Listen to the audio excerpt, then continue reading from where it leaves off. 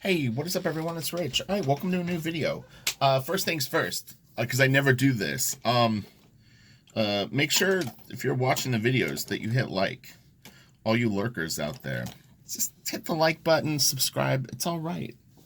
I got your back. So anyway, I wanted to continue the inking video, but generally when people ask me about advice for inking, I always immediately go to penciling. So what I'm going to do is I'm going to give you a quick primer on basic form and then how you ink detail on form, because it's really, the two go hand in hand. You have to understand the topography that you're inking on, to put detail on it appropriately. So anyway, like if you were going to have a shape like this,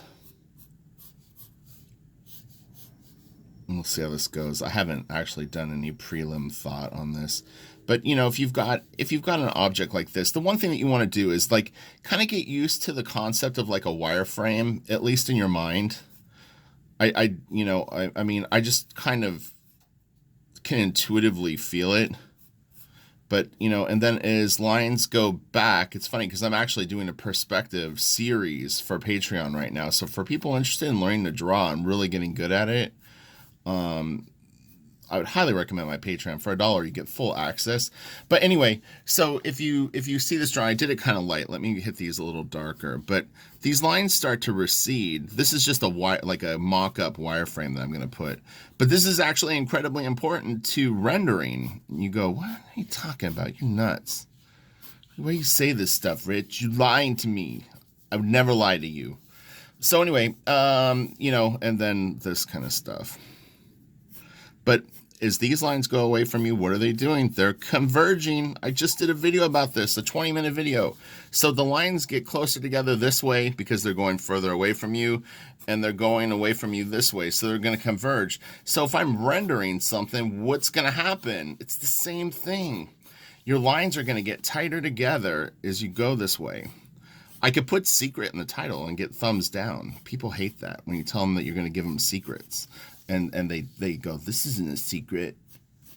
Y'all are jaded. Just have fun. But anyway, yeah, so this is where my lines are going to get tighter. They're going to get tighter as they go back. They're going to get tighter as they go away from me this way.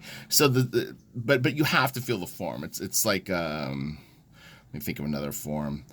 What just the key is what you don't want to do is if you have like this kind of shape, like it could be a leg or an arm or whatever it is, it's like you can't put flat lines on this. You can running the shape. I need to start drawing darker. Let me grab a darker lead just so you can see this. I'm worried that it's going to be blown out on the video. But yeah, like if you have a thigh or something like that, again, you want to try to imagine a wireframe around it.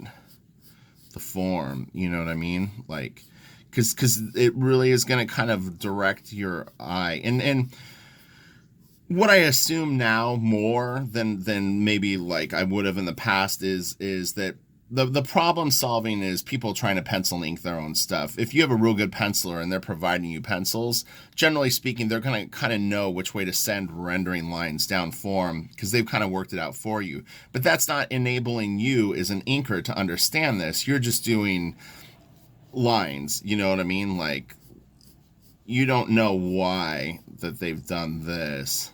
You don't know why they've done this and this kind of thing. You know what I mean? But that's how you start to render form.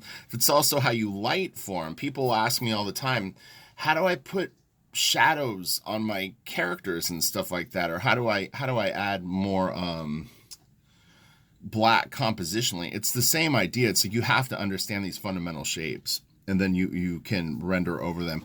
But my point on that is so if you have that same shape again and again, this is not a flat shape. This is a cylinder. You don't want lines going like straight up and down like that. If you start putting detail on a cylinder, I'll do it right here so you can see it more clearly. But yeah, you don't want lines going straight up and down or even going like this. Well, that would kind of work because you could sort of have it going like that, but really, really start to feel the form. And I really honestly would recommend to people is just draw simple forms and try to do wireframes on them and just get used to that and then building up other shapes on top of it. and then doing the wireframe over that, like where it's like it goes over this piece, it goes over this piece, and it goes over this, it goes over here, it goes over here, it goes over here, it goes over here, and you're creating these nice things. And honestly, what you're learning two things at once, maybe even three. You're learning form, you're learning the topography, and the direction that you're going to want your lines to go to render. It's a really, really cool thing, and it will really pay off a lot. And it makes it real easy to draw stuff because you just can keep adding these shapes and knowing that you wouldn't put straight across lines to crosshatch there. So anyway, that's just a very simple, quick hit on that, and then we'll talk about how to amp up your detail. Of course, the dogs are barking. I can't do a video without dogs fighting. In fact, I think that my videos inspire it. It's got to be annoying to walk your dog every day, and it wants to fight every dog on the street. So, all right. So here's the deal with rendering and getting like hyper detail. I'm gonna have to shut the sliding door. It's gonna drive me nuts. Like I said, generally you can't hear it as much as I can, but there's like people yelling and dogs barking. It's kind of funny, actually. So look, here's the detail. There's the deal with any kind of cross hatching or rendering. You're going to have your initial set of lines. We'll just do them like this.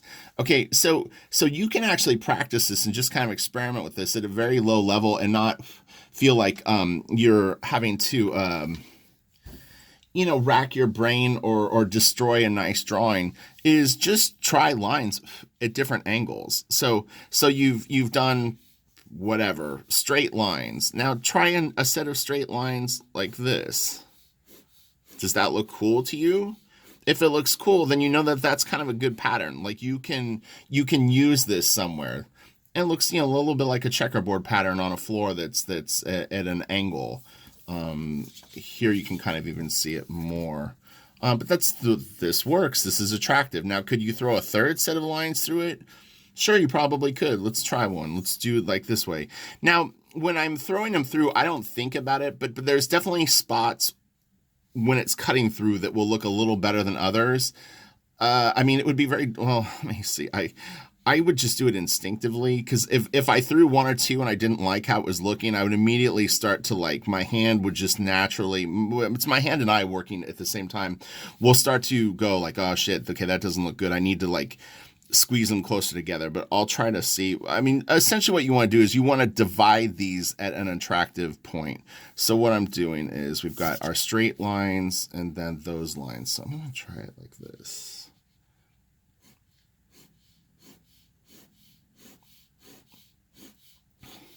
And I feel myself immediately start to pull it together.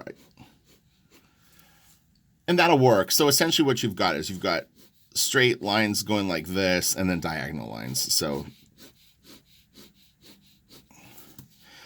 I wouldn't sorry, I'm getting an optical illusion myself now. Hold on. What did I just do? That way. This way. Why is it? Sorry, give me one sec. I'm thinking.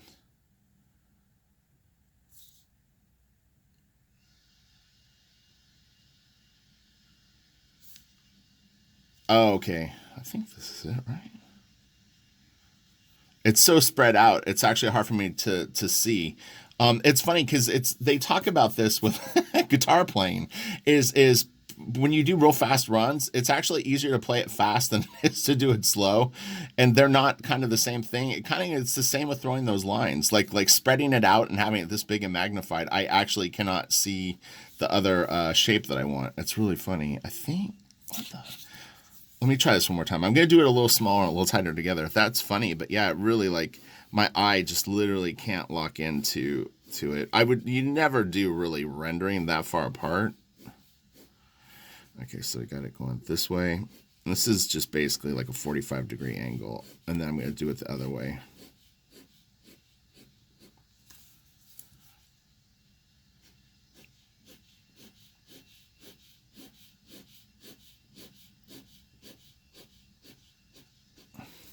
Yeah, so what it's doing is if you zoom in, it's actually creating little X's through them. So it's you've got your first pass, which are just the straight lines overall, and then this, and then you're just going to divide each one of these diamonds in half again, kind of like approximately. But again, I don't use this for anything other than fades. And what I mean by that is if I'm going to have a big fade, like in a background or something like that, you can start doing this where you go like, and I usually clump them. So like I'll do like 7 lines, whatever that is. Then you can do 7 lines. You can actually have them be, I don't know what they call this, but like the checkerboard sort of thing. And then maybe even like halfway through, you start to divide these a little bit. And what you end up doing is then as it goes further back, you can start layering other angles. So I wouldn't, the thing is okay, so we went this way and then we did it this way.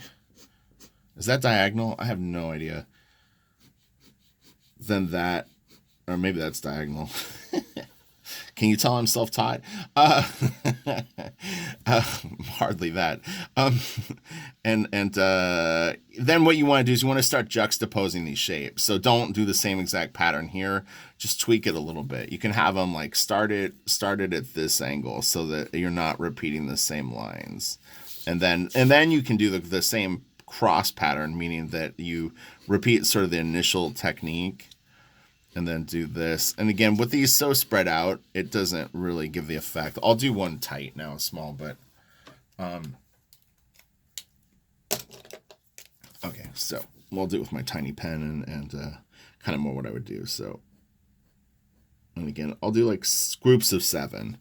So here's one group of 7. And those are just crisscross, like they're making little squares. Then the next one, I turn the page just a little bit. I'm going to do 7 here. And then I'll go like this. And what I'm trying to do is I'm trying to keep the level of gray balanced. So meaning that the spacing of all the lines and stuff like that right now is similar. Now, as I start to go back and I want to get it to black here, I'm going to start to pull these lines in just a tiny bit tighter as I go back. And what is that a reference to? It's a reference to this. As stuff is going further away from me, they're going to start to get closer together. Okay? So same deal with this, is these start to go into your black. You're going to start to pull them just the tiniest bit. It doesn't have to be super extreme yet. Just a little bit. So magnified, it'll look like this. This will really help you, honestly. Like I joke around a lot in these videos. It's hard for me to take this.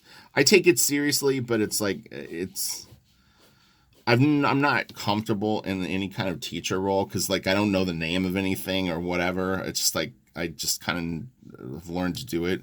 But that's sort of what's going on here at a very, very smaller scale. I don't know if you can see that. You see it's like train tracks going into like the distance. They're just going to slowly get closer together. Okay.